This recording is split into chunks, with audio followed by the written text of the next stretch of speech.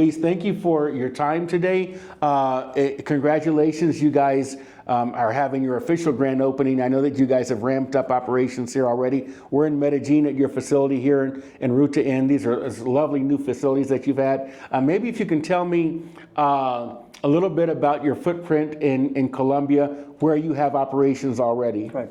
Yeah, absolutely. So first of all, thank you for congratulations. It's taken a while because we've been operating for a year now in Medellín. We've just gone, we just had issues with just getting the right people to be able to celebrate this special achievement.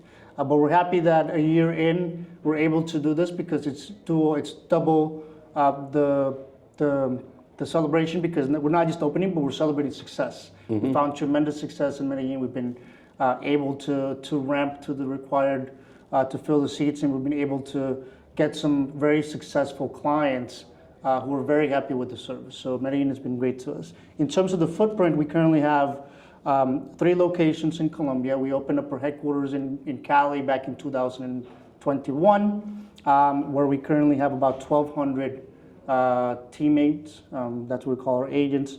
We just opened up our second site in Cali. This month was their first operating month. And that site has 420 seats and is going to have about 600 teammates. In Medellín, as I said, this site has 400 seats. It's going to have about 500. And because everything's already been sold, meaning we already have committed the space to existing clients from here to the end of the year, we're already branching out to looking at other options. So we are going to be opening up a 4th location, which is going to be the second in Medellín. And then hopefully by Q1 of next year, we're going to be able to announce our 3rd city for our continued expansion. Oh, amazing. Now I visited your facilities in Cali a couple years ago. Mm-hmm. Actually, I think it was like still during the pandemic or when things were just starting to open up. Mm-hmm. Really impressive. You guys put a lot of thought and effort into making appealing workspaces. I noticed that. Yep. That seems to be a key part of TaskUs culture. Maybe if you can tell me, I know that it's not always apropos to talk about individual clients, but if you can talk about the industries that you're able to serve out of Medellín or out of Colombia broadly. Yeah, absolutely, and I think that's the great thing about that diversity of professionals that we find here in the country. You can service any industry, which is pretty much what we do. We currently have about 25 clients. Mm-hmm. In Colombia, which we support 4 different industries. Most of them are tech innovation related, so fintechs, as an example. We provide service for retail. Some of the biggest retail brands, fashion brands in the world are serviced out of Colombia. We also have food delivery apps. So it's really a blend. We don't have a specific target because through our recruiting process, we're able to identify skill sets and aptitudes within our candidates to be able to route them into what industry or what program they would do best.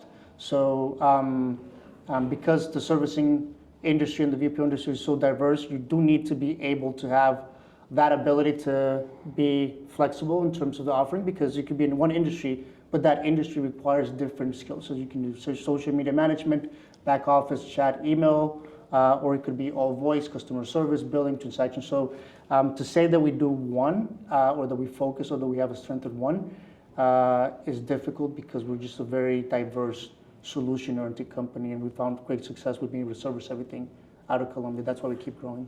So you do more than just customer contact. You're doing back office services and other types. Well, tell me about some of those other types of services.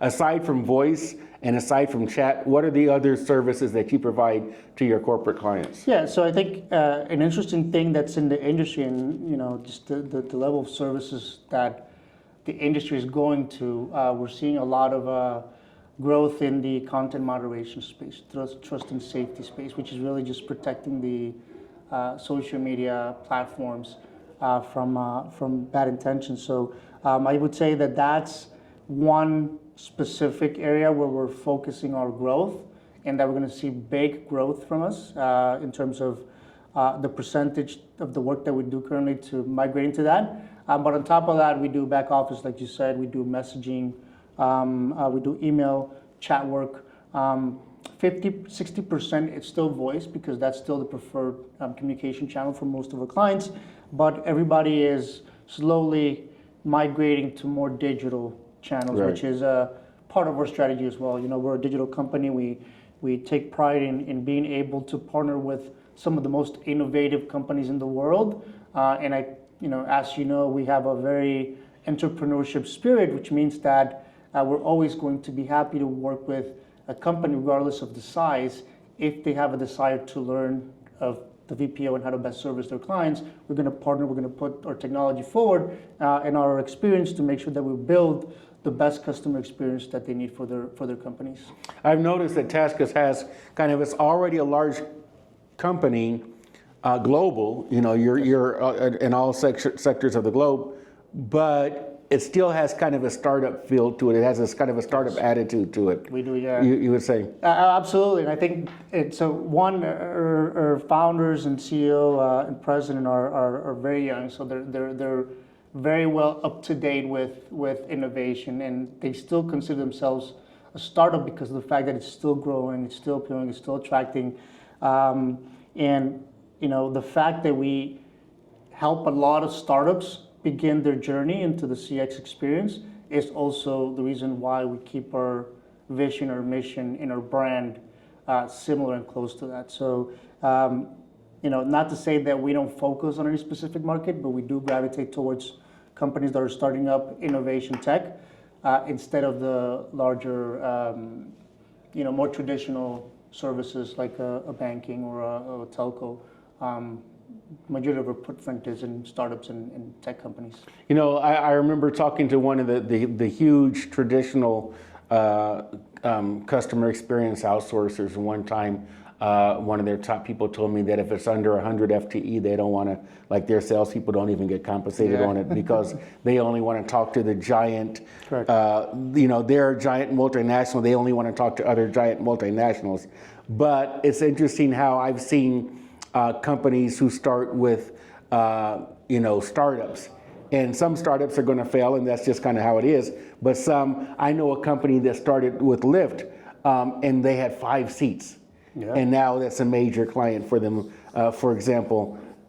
And so I've seen where, it's great to hear that you guys give an opportunity to companies that are scrappy startups and things like that and work. And by the way, I have no idea if you guys handle Lyft. That was a company that's not here in Colombia that I was mentioning. I know that they use multiple, and so if they use you guys, I'm not, that was by coincidence, by the way, but that's an interesting thing because you see a lot of times these become high growth companies and also and high potential companies, and that's kind of part of that entrepreneurial spirit. Yep. And I think Colombia, especially Medellín, has some of that. Ruta-N is a business incubator. It is. They welcome established businesses like you guys, but if we go over across the way into the other tower, you're going to have startups with a single person, and they've got something for those people, and then they've got startups that have gotten their first parts of funding and things like that, and so they're very, and the city's behind them. And then you also see here the private sector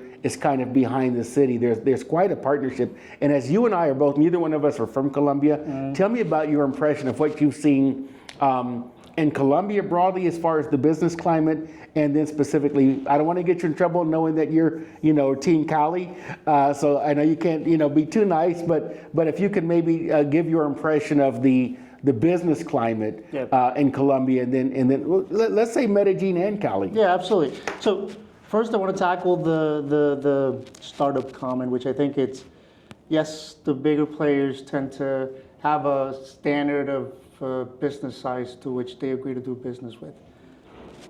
Part of what we do and we differentiate is because, as I mentioned before, we are considered startup, and we love being able to work with startups to build their CX journey.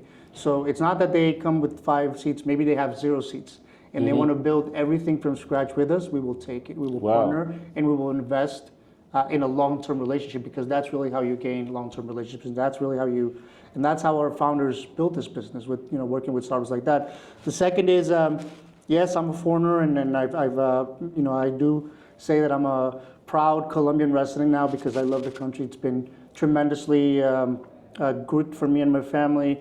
because the industry, I've seen the industry grow so much, and what I've seen is that the Colombian talent, the infrastructure, the political stability, the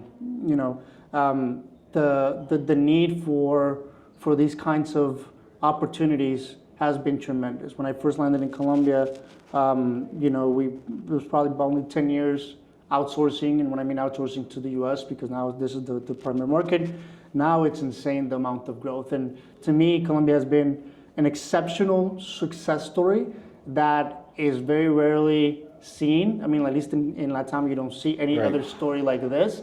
You might see stories, in the Philippines and India, but not like this in Latam. And I think, again, it's because Colombians are by nature, very towards service. Like it's in their nature, it's in their blood. It's really para servirle. Para servirle. That's a saying here. So it's like bien pueda. It's just like it's very natural. So obviously the tier one and just the soft skills that you need to be able to do this business are there from the get-go. Everything else, the skill sets and everything, it comes. In other industries, other regions, is more difficult, right? You have to spend a little bit more time and effort to engrave some basic skills of communication and engagement. Here is very flawless. And then from a city perspective, I think, obviously I don't have a preference. I think I live in Cali. My wife and I prefer the city, but every city has its charm and every city has its business purpose. Cali is less mature in the market in regards to VPO. It's actually very, it's relatively unknown for other companies. Right now, TaskUs is the biggest VPO in Cali, which we only were able to achieve because we took a chance. We saw potential and we decided to invest, and we're now taking a lot of benefit from it because competitors try to come, they can't match our offers, they can't match our benefits. So it's been great because it's where we positioned it, and Cali right now is the headquarters for everything Colombia, and not just Colombia, but regionally, including Mexico, because my responsibility expands to Mexico, and because of the talent, and I would say the need for better career opportunities has driven great talent towards our industry in Cali. Now, Medellín, obviously, it's a great success story as well on its own, because this one is I call it a more specialized, more complex work, more a specific targeted client. So when you talk about innovation, when you talk about these tech higher paying lines of business, this is a better option. So obviously we service everything out of all of our sites, but there is some kind of strategy towards what city fits best for the client, and that's something that we want to build and continue to sustain as part of our strategy growth in Colombia. Got it. You've been very generous with your time. And you're right. Medellín kind of sees itself. It kind of wants to be the Silicon Valley of Latin America, and I think it to a large degree deserves that. There's competition with places like Costa Rica, places like Uruguay, but really there's an established tech scene here. I'm always reading about companies or writing about companies that have gotten funded, that have gone on to greater things when it comes to tech and innovation. My last question for you is, I would imagine that a large percentage of your business requires bilingual skills in terms of the agents. I would imagine that, there's always some agents that can do everything in Spanish, but I would imagine that TaskUs being a company, a US-based company, a lot of the skills need to be bilingual. How easy or difficult has it been to hire bilingual talent here in Colombia? Yeah, great question. Obviously the VPO industry has grown in Colombia mostly because of nearshoring support. We're supporting mostly companies in the US, which means that it's got to have an English component. Right now, 90% of the work that we do in Colombia is English. We have about 8% Spanish and then 2% Portuguese, French. So we do still have a little bit of a blend. Now, in terms of the quality and the quantity of the English, it's been great. I think the country has recognized the need for English to be something that is, English skills is something that needs to be built in from as a younger age. And we've seen a lot of the programs that I already started hearing about, back in 2016, 2017 when I first came, starting to materialize and starting to really give, candidates to our funnel, which is fantastic. So it is a challenge because obviously the industry is now huge. There's over 700,000 Colombians working the sector, probably 200, 300 working U.S. Work. So the talent pool is reducing, but what's great is that every single city that I've seen or that we work with and that we partner with has a clear path towards a strategy to help, put candidates and build candidates so that they can benefit from the opportunities of growth, the opportunities of job. So, we feel confident that, we are going to be able to continue to grow, not by butchering, meaning not by going and stealing talent, but by benefiting from the different growth pools that every region is building. Now, there's a reason why we're not in Bogota. We feel Bogota is a little bit more complex, a little bit more saturated. It's a different quality of life. So we prefer the tier 2, tier 3 cities, which were found more success or offers more appealing, and that attracts the talent that we need. It makes sense. I mean, if you were going to open up a contact center in the U.S., you probably wouldn't go to Manhattan or Los Angeles, but you would look at other places, maybe upstate New York or somewhere in Eastern California, or of course, obviously the heartland in different places like that. So that strategy makes sense. You've been wonderful with your time. I know that there's a party going on downstairs, and I don't want to keep you from it, and I don't want to keep myself from it either. So you guys, the hospitality is amazing. So thank you so much for your time. Really appreciate it. It's been a pleasure. Thank you very much for having me. Great.